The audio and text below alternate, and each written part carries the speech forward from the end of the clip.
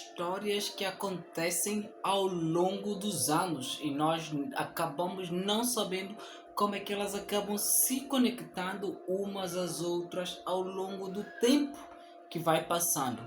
E hoje vamos falar de uma dessas histórias, de uma dessas conexões muito profundas que acontecem na história de Moçambique, e vocês vão poder enxergar, vão poder apreciar e vão poder verificar como a história não se perde, não se ganha. Ela pode até se transformar um pouquinho e vocês vão poder comprovar isso neste vídeo. Eu vou contar uma história que tem lá mais de 40, lá para cima, mais de 50 anos atrás, com algumas imagens que vão ocorrendo nos dias de hoje aqui em Moçambique. E vocês poderão perceber com isso que existe uma conexão extremamente forte. Era o ano de 1960, quando um grupo de nacionalistas juntou-se para aproximar a sede do regime colonialista português para pedir a independência nacional em Moçambique. Moçambique existia, como eu falei no vídeo passado, 3 grupos nacionalistas que lutavam pelo país e pela resistência, que era o Dename, o Name e Mano. Estes 3 grupos lutavam de forma separada na zona centro, norte e sul do país. Sendo assim, o grupo que era responsável pela zona norte, que era Mano, se eu não me engano, Mano, se eu não me engano, se eu estiver errado vou colocar aqui embaixo, reuniu-se com o seu líder para poder aproximar ao regime português e pedir a independência. Mas em que momento eles decidem fazer isso? Eles foram inspirados por um movimento nacionalista que aconteceu num país africano, que foi o primeiro país a atingir a independência em 1957, liderado por um grande homem de nome Kwame Nkrumah. Esse país foi Ghana. O Kwame Nkrumah não precisou pegar em armas, não precisou entrar em luta de libertação nacional para poder garantir a libertação do país Ghana. Ele liderou uma série de marchas, uma série de protestos que com o tempo foram conseguindo algumas reuniões importantíssimas com o regime inglês que liderava a opressão em Ghana e em vários outros países africanos, e acabaram conseguindo a independência. E o regime inglês falou: olha só, dê pra gente tanto tempo que a gente vai sair do país. E em 1957 aconteceu a tão esperada independência nacional em Ghana. Este foi um movimento que inspirou vários outros países a conseguirem ou ter a coragem suficiente para exigir a sua liberdade, a sua independência. Um dos países que não ficou alheio a esta estratégia foi Moçambique, que na zona norte o grupo nacionalista juntou-se e aproximou no distrito de Moeda para poder pedir pela independência. Estando lá no distrito de Moeda para pedir a independência no regime português, o regime abriu as portas para poder ouvir os anseios da população. Os anseios foram esplêndidos. Começou uma das pessoas a dizer: olha só, eu tenho uma palavra. Qual é a palavra que você tem? Cara, a gente precisa da independência, porque aqui a gente trabalha, não recebe, blá blá blá, muita coisa. Muito bem, palmas, uma salva de palmas. Outra pessoa, quem é? Eu aqui, ok. E aí, fala aí. Independência, porque isto, mas aquilo, e blá blá blá. Todo mundo queria falar alguma coisa porque todo mundo estava cansado dessa opressão, não é?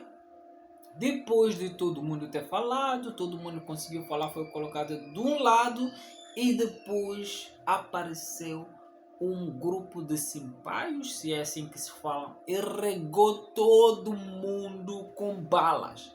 Começaram a atirar para tudo quanto era lado e houve uma chacina total e completa dos moçambicanos que lá foram pedir pela paz, que lá foram pedir pela libertação, pela independência, pela soberania do seu próprio país.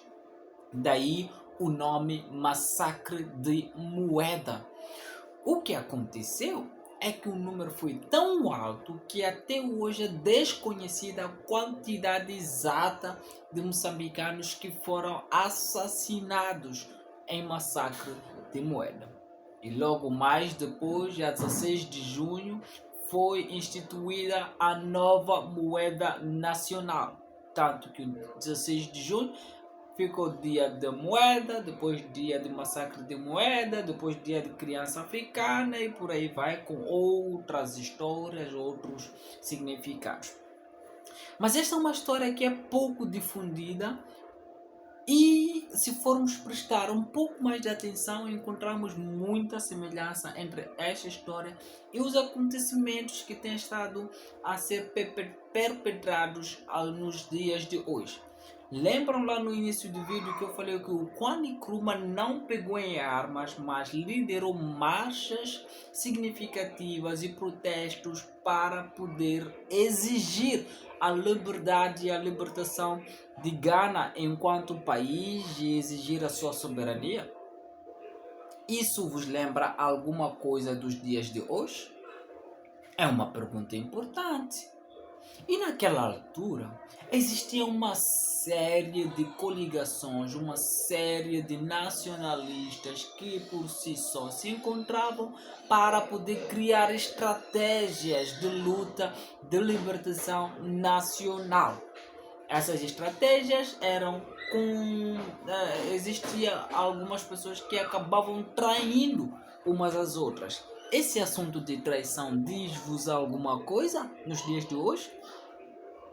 Então, a história vem se repetindo com tempo, tanto quanto mais passa o tempo.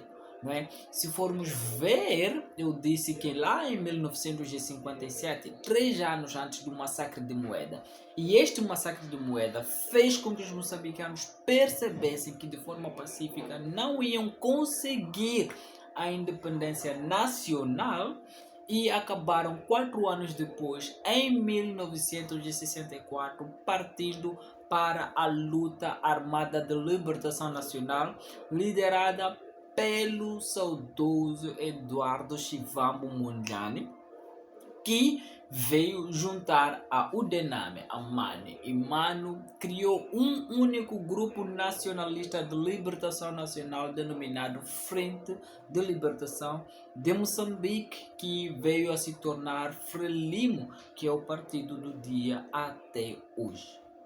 Então, estamos a dizer que em 1957 houve a libertação de Ghana, que inspirou a Marcha para a Libertação em 1960 em Moeda, nova chacina, e depois dessa chacina houve, portanto, um entendimento de que essa marcha não daria certo para todos e em Moçambique acabou sendo levado a cabo o processo da Guerra de Libertação Nacional, que durara 10 anos e terminou em 1974 com os acordos de Lusaka. Sendo assim, nós estamos no meio deste percurso, destes exemplos, dessas inspirações que vieram sendo perpetradas uns pelos outros. E agora estamos à beira, bem à beira da tomada de posse do novo presidente da República, candidato da Frelimo, que vai ser no dia 15. E igualmente o candidato da oposição, Venâncio Mondlane, também afirma que vai tomar posse no mesmo dia e que estará de regresso, portanto, a Moçambique no dia 9 de janeiro no aeroporto internacional de Maputo, Mavalane. Então, assim, espera-se muita coisa acontecendo nos próximos dias e nós aqui, à medida do possível, nós vamos aqui partilhar essas informações com vocês para que vocês possam estar por dentro de tudo que está acontecendo aqui em Moçambique a esta altura, não é?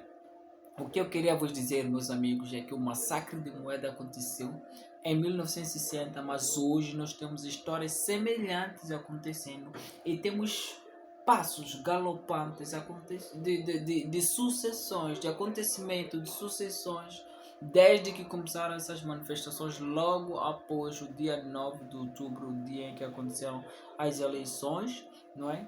Então temos um grupo de acontecimentos sucessivos que nós devemos prestar atenção, porque os próximos eventos podem ser muito, mas muito complicados, se nós estivermos preparados. Ainda vamos falar do que está a acontecer dentro do próprio partido Podemos, ainda vamos falar do que aconteceu com os outros partidos da oposição e ainda vamos falar de todo este posicionamento que estes órgãos de decisão foram tomados, que levou a cabo tanto este caos no país. Mas por agora é tudo. Nós queríamos trazer essa história do massacre de Moeda. Fala aí para nós se você já conhecia a este nível de detalhe. Um beijo grande, um abraço muito forte para vocês e tchau!